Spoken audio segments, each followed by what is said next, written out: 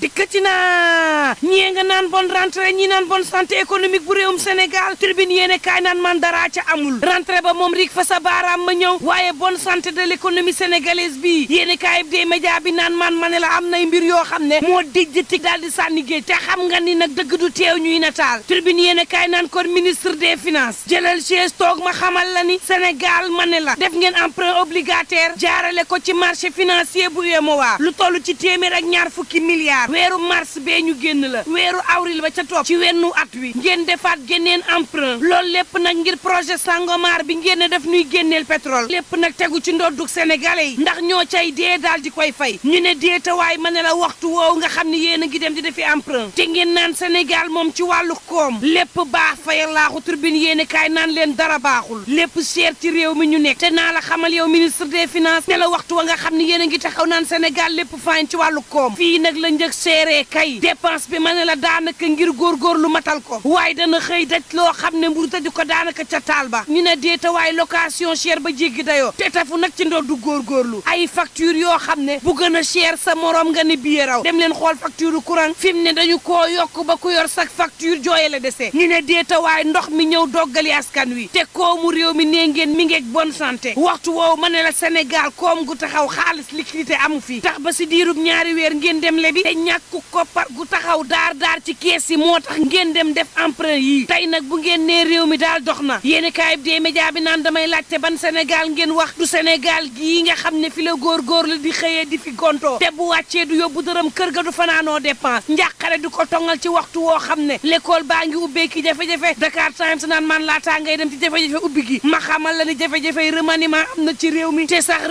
remaniement gee Dakar Times naan kon président Macky Sall tegal ci suuf ndax waxtu wa nga koy defee moo baaxul bari na ay mer ba futu yoo xam ne am na ci sa biir yow président Macky Sall muy APR muy sa coalition Benno Bokk Yaakaar te na la leer ni ministre yi nga xam ne dañ leen di génnee ci gouvernement gi fa yàllaahu yow président Macky Sall duñu campagnal Amadou Ba am na ñoo xam ni wekk nañ seeni yaakaar fi mu ne ngir nekk ministre yow président Macky Sall boo leen jëlulee fa yàllaahu duñu campagnal Amadou Ba la gën kay moom moo di ministère yi nga xam ne amul ku fa ne muy mbay gi di agriculture di tàggat yaram sport waaye tam càmm ji élevage nga jël fu ne roof fa kenn ndax nag boo soppee gouvernement gi dàq ay ministre seeni militant ma ne la Sall yow duñ leen woteel wala boog nga def leen rek daal di écarté nag yow président Macky Sall ña nga xam ne nag ay ministre lañ waaye duñu ay politique le soleil yéene kaay naan kon politique fi mu ne moo nar a tasaare réew mi mbir yaa ngi gën a métti nag ci élection présidentielle yi daanaka ma ne la fiche de parrainage téeméer boo jël juróom fukkee jël nañ ko barki démb ña nga woon ci téeméer ak ñaar fukk ak juróom benn ciy candidat démb ña nga ca téeméer ak juróom ñeen fukk daanaka ñaari téeméer candidat benn moo ca manqué te tey jii benn ba day mat ndax ña nga wéy di retiré fiche yi gars yi Ousmane Sonko yi moom fas yéene ca xabal président Macky Sall dem kalaame ko ca tuatekaay bu gën a kawe ba le témoin yéene kaay naan man Ousmane Sonko kay gars yi dañ koo tere jël fiche Ousmane Sonko jaagari kalaame leen yemu ca moom Ousmane Sonko fas na yéene nag jommal président Macky Sall ndax nag candidature am yu bari yi ñu samp du ci ñàkk kenn koo xam ne ma ne la ca Pastef dana jàllale le soleil naan leen ma ñëw rek am na kenn koo xam ne moom dafay Khalifa Babacar Sall lu doon na beneen Khalifa Babacar Sall soobu ci lang gi ñafar ak Khalifa Babacar Sall ubbi ci l'enquête ngir xool nag kii kumu en tout cas caution bi moom le soleil naan man fanweeri million la ko amul tabbil géej le témoin naan man société civile ña nga ngembul Ousmane Sonko naan formulaire parrainage nañ ko jébbal mooy dëgg lii ñu teg Ousmane Sonko ñaaw na wala wal fu ko dajee naan man yeewi askan wi daal kenn demul ñu des ñoom daal fi mu ne chacun pour soi la ku ne ma nga ngembul boppam kaas